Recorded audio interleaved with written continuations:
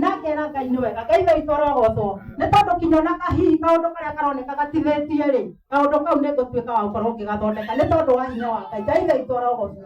Reke njuge ngũmũtigĩra hau na mwĩ karibu sana, ona mwenda kinya kũrara gũkũ rarani tondũ nĩ mũrakĩona kĩoya nĩ kĩnene gĩkĩ nĩ kĩrekũhetwo nĩ Mwathani. Ngai witũ aromwathani. Haleluya. Nafikiri mama ametukaribisha.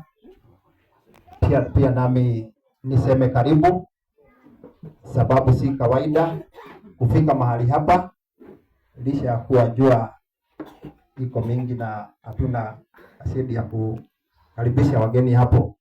So naweza kusema ya kwamba Mungu akaweza kuwabariki kwa kufika hapa, na pia tena nina mfano mzuri nataka kuzungumzia siku ya leo. Nataka kuzungumza kuhusu kitu inaitwa mafuta. Mafuta ni kitu huwa inaonekana ni nyepesi na terezi, na huwezi fanya kazi bila hiyo kitu. Sababu leo